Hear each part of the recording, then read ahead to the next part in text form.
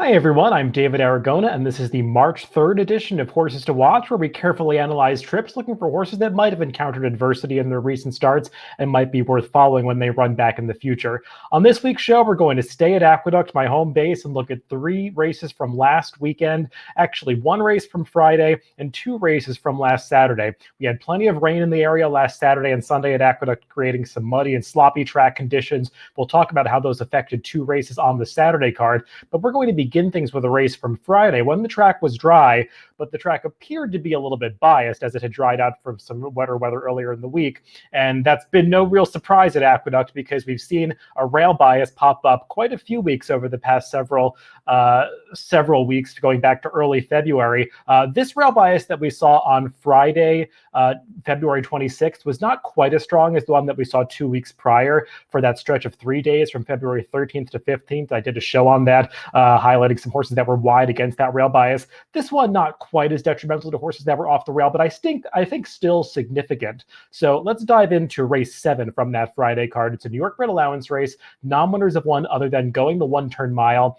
Let's break them from the gate and focus on 2 horses from this race. The number 2, I'm Fine, and the number 9, Okay Honey, actually bookending this field as they break from the inside and the far outside post positions.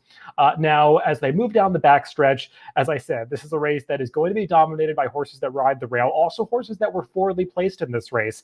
The 2 horses that get to the inside here are the number 3, Elorella, who's going to rush up the inside. She'll be right in the mix until the end. And as we've seen with this rail bias at Aqueduct, it's not always the horse that makes the lead that has the advantage, but the horse that spends a significant amount of time on the rail. And in this race, that's also the number 6, Bank Sting, who slotted right in behind Elorella. She's going to be the eventual winner of this race.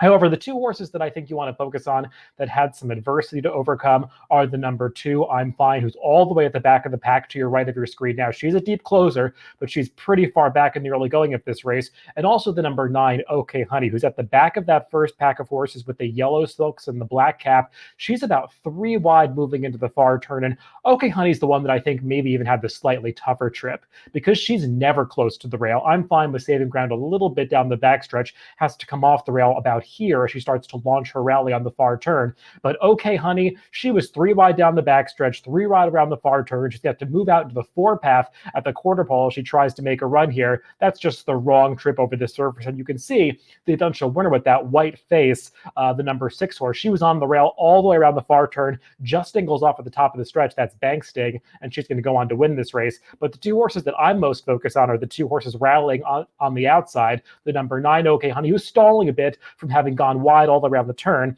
and the number 2, Bank Sting, who despite launching her rally wide on the turn is still finishing best of all at the end of this race, and she's just going to get up for second and nip that horse who was riding the rail, Elorella, for third. So I think I'm Fine ran well here. She's been in good form for a little while for Jeremiah Engelhardt, and she's going to appreciate any race that has pace in it moving forward. But the horse that I'm really focused on, and one that I think you might want to consider betting next time, is the number 9, Okay Honey, because she was making her first start off the claim for new connections here. Greg DePrima and some new owners. Greg DePrima doesn't have great numbers off the claim, but I think he has the ability to upgrade a filly who was run quite frequently by her prior connections in some spots where she was over her head, also in some races that featured biases where she was against the track prior to this. So I think Okay Honey's form is really dirtied up, and if she gets in a fair spot next time with a better pace scenario and fairer track, I think she'll be pretty dangerous, and she figures to be a price when she comes back. Now let's move on to 2 races from the Saturday card at Aqueduct. As I said at the top of the show, a lot of rain in the New York area this past weekend, so we're dealing with a sloppy track on Saturday. We're going to look at 2 divisions of the same New York bred maiden race. Beginning with race 5, this is a 6-furlong race for the New York bred maidens. Let's break them from the gate. I want to focus on the number 2, One Whirlwind Ride. There were some first-time starters and some inexperienced runners in this race, but One Whirlwind Ride, one of the more experienced runners, actually has the toughest trip of them all, because you can see he doesn't break that well in those red silks with the white sleeves, the number 2 towards the back of the pack, and that's not good for a horse who in his prior start had benefited from an aggressive ride being close to the pace, and he's achieved his only real success when he was up close to the pace, and you can see him at the back of the pack kind of throwing his head around, climbing down the backstretch, very green, just apparently reacting badly to the muddy kickback. And that's something that we did see on the Saturday card. Horses not dealing with the kickback in the mud very well. And One Whirlwind Ride only really settles down once his rider, Andre Worry, steers him all the way to the outside in the 4 or 5 path coming around the far turn, finally getting out of that kickback, and he starts to make a bit of a move, but he's having to do so moving so wide. And while we didn't see the same rail bias that we saw on Friday at Aqueduct, it still benefited horses to save ground on this track. And one whirlwind ride now, he's all the way out in the center of the racetrack, getting the wrong kind of trip for a horse with his running style. And it looks like he's going to back up here and get nothing. But as they come onto the wire, as he fades off the screen, he's actually going to close here to get fourth. A decent effort overall. Obviously, he's no match for the winner of this race, Dr. Blute, who was a first-time starter for John Kimmel. That horse ran pretty well with a perfect trip. He looks like he could have some potential moving forward, but this was a relatively fast race for the level. And I think one whirlwind ride ran better than it seems, considering his trip in the early going. And he's going out for low-profile connections, a rider that struggles to win races here sometimes, but I think if he can have a cleaner break next time and get on a fast track, I think he'll have a more favorable trip, because this is a horse who encountered a muddy track once before early in his career for George Weaver, and he didn't handle it well at all. He was, again, very green in that race, reacting badly to muddy kickback. So I think he's a horse that you want to pay attention to when he gets back on a dry surface in the future. Moving on to the other division of this maiden race from Saturday at Aqueduct, that's race 7 on the card. New York breds going 6 furlongs, that same distance, another relatively small field. We're going to focus on 2 horses as we break them from the gate. Those are the number 2, Our Man Mike, and the number 3, Scat Brat.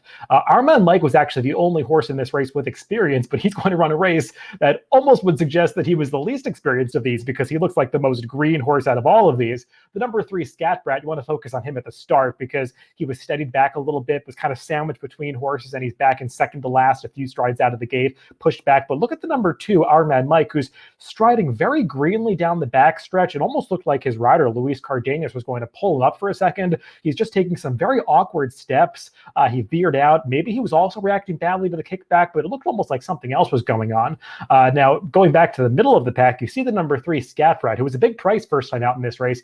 He was very eager moving past the 3/8 pole, and he starts to make a premature move after the leader is trying to show speed after that unfortunate start, and he just ends up making a move at the wrong time, because he gets to the terms with the leaders at the quarter pole and just can't sustain that rally after tugging on his rider in the early going, and he is going to flatten out once they get into the stretch. But look at the number 2, Our Man Mike, all the way on the left of the screen. He looked like he was dropping out of the race in the early going, but he's going to get back into it as they come into the stretch here, and he's going to start to pass horses a little bit lately as they come to the wire, but he is ultimately going to get up for third here, even closing on the second place finisher as they come to the wire. Just a weird race for Our Man Mike, who had the most experience of anybody in here, had looked pretty good in some stakes races at Finger Lakes last year, but just seemed totally unprepared for this return to the races at Aqueduct. He was a little dead on the board here. Maybe he just needed the start coming off a layoff. He might also be a horse that ultimately wants to go longer in the future, and maybe he'll be able to show more easy early speed with a moderate pace in a longer race. But I think Our Man Mike is a horse that you might want to give another look to, because it just seemed like something was off with him in the early going of this race. Maybe it was the mud, maybe it was the fact that he kind of swerved a bit in front of another horse on the back stretch and his rider had to check him. But I think he's a horse that you want to give another shot to. And as for Scat Brat, a first-time starter for Dave Donk, Dave Donk's not a guy that really is known for winning with first-time starters, and this horse really has no pedigree whatsoever. He's by Scat Man, a sire for who was also owned by his owner Joe Bucci, who I think was a horse that actually was campaigned for him. And I think this is the only progeny of that sire that's actually gone to the racetrack so far. Scat Man was a decent horse. I think he was second to Secret Circle in the Southwest when he was a 3-year-old. But Scat Brat, not really sure what he's going to want to do from a pedigree standpoint, because there's so little evidence for that. But I thought he ran well here, making that mill move. And if he can settle down a little bit in his subsequent starts or break a little bit sharper, I think we'll see a forward move from him in the future. Well, those are all the horses to watch for this week. Remember, if you want to follow these horses moving forward, you can just add them to your DRF watch mail on the Horse Watch on DRF.com. You can add these horses to a list and get email notifications when they run back or when they're entered in the future. That's how I like to follow these horses when they come back and make their subsequent starts. So thanks for tuning in this week, and make sure to follow for more horses to watch on upcoming Wednesdays.